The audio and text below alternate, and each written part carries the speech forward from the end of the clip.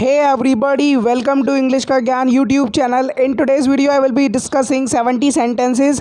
I hope you will use these sentences whenever the situation is like that. First sentence, तुमने ज़रूर कुछ किया होगा. So its English will be you must have done something. You must have done something.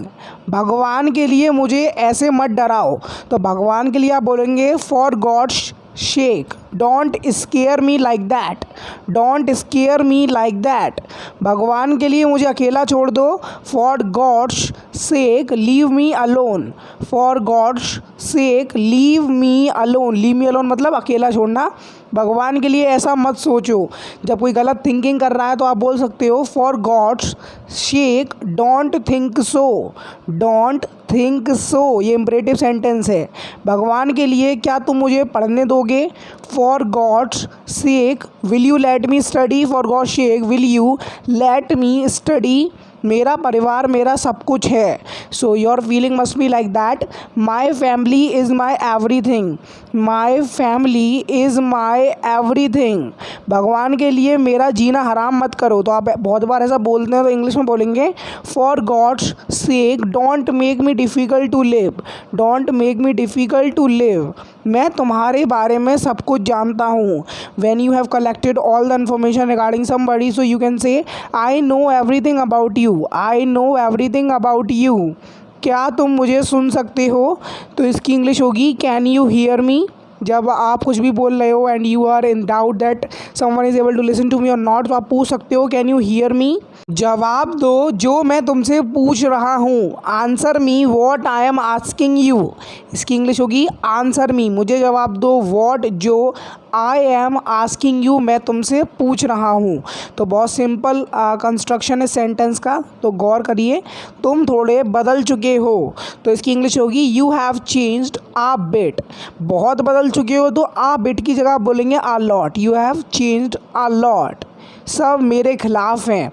तो बहुत simple translation है, word to word translation हो जाएगा. एवरीवन मतलब सब.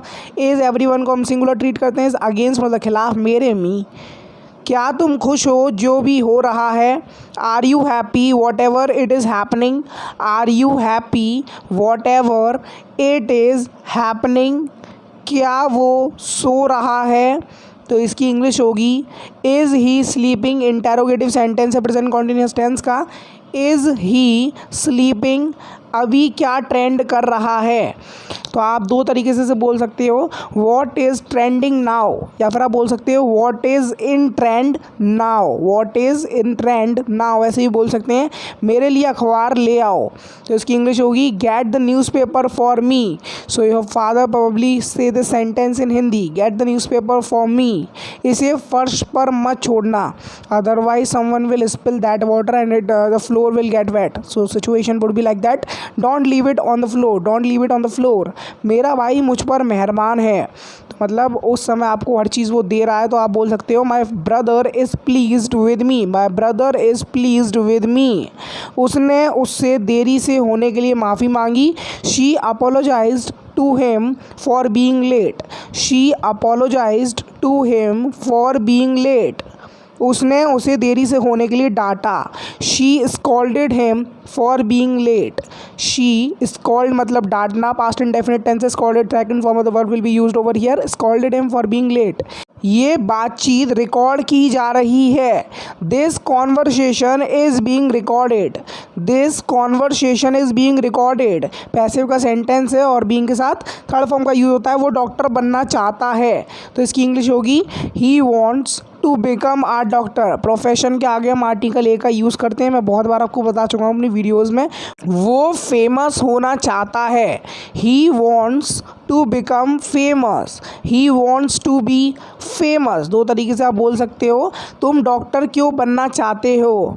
Y do you want to become a doctor? Someone want to know the motive behind that. You want to earn money out of it और maybe you are in the thinking of helping others. क्योंकि मैं दूसरों की मदद करना चाहता हूँ. So your motive is absolutely class apart, because I want to help others, you want to help the weaker section of our society, so it's a good initiative is being taken by you. So question of the day आ चुका है, इसमें मैं आपसे पूछता हूँ translation है आज मैंने पिज़्ज़ा खाया, तो इसको आपको ट्रांसलेट करना है कल उसी ने ये किया होगा, मतलब आपको डाउट है she must have done it yesterday, she must have आ गया इस वर्ब पे थर्ड फॉर्म का यूज़ हुआ है, डन इट यस्टरडे, आज के लिए ये काफ़ी है।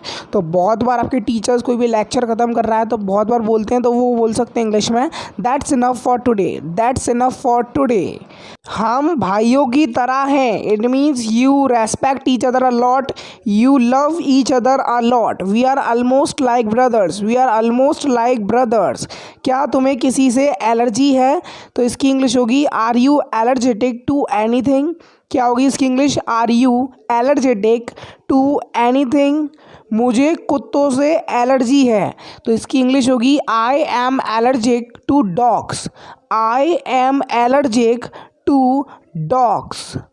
कोई मुझसे पूछ रहा है, that is why you are answering him, you are replying him, because someone is asking me, because someone is asking me. कमरा साफ कर दो, तो इसकी इंग्लिश होगी clean up the room, because the messy room doesn't look good at all. Clean up the room, clean up the room. Room number 90 कहाँ है, तो इसकी इंग्लिश होगी where is room 90, where is room 90। आप बहुत बार hotel वगैरह में जाते हैं तो आप किसी से ही पूछ सकते हैं if you booked any room. तुम्हारी मदद के बिना मैं कुछ नहीं कर सकता हूँ, without your help I can't do any thing, it means you don't have any believe over your self, without your help I can't do any thing. तुम्हारे सहयोग के बिना ये मेरे लिए बहुत कठिन था, without your support it was very difficult to me, without your support it was very difficult to me. फ़िलहाल मैं बहुत खुश हूँ, तो इसकी इंग्लिश होगी फ़िलहाल के लिए आप वर्ड यूज़ कर सकते हैं for the time being, okay. For the time being I am very happy, I am very happy. मुझे बताओ वो कौन है, tell me who she is, tell me मुझे बताओ वो कौन है। सो लड़का भी हो सकता है, लड़की भी हो सकती है, यहाँ पर हम लड़की की बात कर रहे हैं, हु शी इज़। मेरे पापा अपने कमरे में हैं, my father is in his room, my father is in his room. मैंने उसे कमरे में घुसते हुए देखा, I saw him enter the room. तो आप ये स्ट्रक्चर सॉ के बाद आप ING भी लगा सकते हैं या फिर वर्ब विद फर्स्ट फॉर्म भी चलेगा। मैं तुम्हें पूरे दिल से सहयोग करता हूँ, I support you wholeheartedly, I support you wholeheartedly. मैं शादी करने के लिए मना नहीं कर सकता हूँ, I can't refuse to marry, या फिर आप बोल सकते हैं I can't refuse to get married, ऐसे ही बोल सकते हैं मैं ये तुम्हारे लिए कर रहा हूँ। I am doing this for you, I am doing this for you. वो सुंदर दिखती है, it means in appearance, in looks, she looks beautiful, she looks beautiful, adorable ऐसे बोल सकते हैं। दाल में कुछ काला है, मतलब there is doubt in something you are feeling, so you can say there is something fishy. क्या होगी इसकी English, there is something fishy. मुझे इसकी जानकारी नहीं थी, when you not aware of something, so you can say I was not aware, about नहीं बोलेंगे, ऑफ बोलेंगे यहाँ पर, ठीक है। I was not aware of it, इसकी ऑफ इट। वो साथ साथ नहीं रहते हैं, तो इसकी इंग्लिश होगी they don't live together, together मतलब साथ साथ, दे डोंट लिव नहीं रहते हैं क्या, साथ साथ, टुगेदर। तुम क्या करने की योजना बना रहे हो, what are you planning to do, what are you planning मतलब योजना बनाना, करने की, टू डू। अंग्रेजी बोलने की कोशिश करो, तो इसकी इंग्लिश होगी try to speak English. Try मतलब कोशिश करना किस चीज़ की, अंग्रेजी बोलने की, टू स्पीक इंग्लिश। आपको इस बारे में सोचना चाहिए, you should think about it, you should think मतलब सोचना, इस बारे में, अबाउट इट। कृपया खिड़की खोल दो, तो इसकी इंग्लिश होगी open the window please, open the window please. You are requesting someone, you are speaking in a polite way. मैंने सब कुछ सुन लिया है, I have heard everything, I have heard everything. मैंने कुछ नहीं सुना, तो इसकी इंग्लिश होगी आई हर्ड नथिंग, मतलब कुछ नहीं। आई हर्ड नथिंग, ये पास्ट इंडेफिनिट टेंस है। ये एक अच्छी खबर है, तो इसकी इंग्लिश होगी this is a good news. This is a good news, अच्छी खबर, गुड न्यूज़। हम साथ साथ खा रहे हैं, we are eating together, you are sharing your feelings together. That means at the time of eating we can talk, we can communicate with each other. क्या तुम मेरी मदद कर सकती हो? Can you help me out whenever you are asking for anybody help and you are in trouble, so you can ask for anyone's help who can help you. You have hope in a mind that that person can help me out. मैं ये बर्दाश्त नहीं कर सकता हूँ, I can't tolerate this, I can't tolerate this. चलो नाचते हैं, तो इसकी इंग्लिश होगी लेट्स डांस। यहाँ पर डांस नहीं बोलना है, डांस बोलने की कोशिश कीजिए, ठीक है। लेट्स डांस इम्परेटिव सेंटेंस है। मैं बहुत दुखी हूँ, तो इसकी इंग्लिश होगी आई एम वेरी सैड। यहाँ पर सैड है ना, वो यहाँ पर एडजेक्टिव का काम कर रहा है। आई am very sad, I am very disappointed भी बोल सकते हो। मैं रोज़ दूध पीता हूँ, तो इसकी इंग्लिश होगी I drink milk every day. ये प्रेजेंट इंडेफिनिट टेंस का सेंटेंस है। आई ड्रिंक मतलब पीना, क्या, दूध, रोज़, एवरी डे, मैं यहाँ हूँ। तो अगर when someone is finding you and you just came in front of that guy and still that person is finding and looking around, so you can say I am here। यार कहाँ देख रहे हो, where you are looking at। तुम कह सकते हो जो तुम कहना चाहते हो, यू कैन से वॉट एवर यू वॉन्ट, या फिर यू कैन से वॉट यू वॉन्ट। जो भी के सेंस में वॉट एवर, जो के सेंस में वॉट। मुझे पता नहीं चला, I didn't come to know. I didn't, didn't is a contraction of did and not. I didn't come to know, मैं तुम्हें सुन नहीं पाया, तो इसकी इंग्लिश होगी I couldn't hear you. I couldn't hear मतलब सुनना, तुम्हें you, I couldn't hear you. मैं एटा से हूँ, so in reality I am from Etah which is near Agra and Agra is famous for the Taj Mahal. I am from Etah. You can tell your city in the comment section below. तुम कहाँ से हो? Where are you from?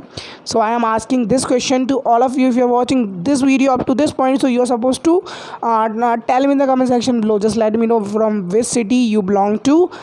क्या तुम कुछ कह रहे हो? Are you saying something?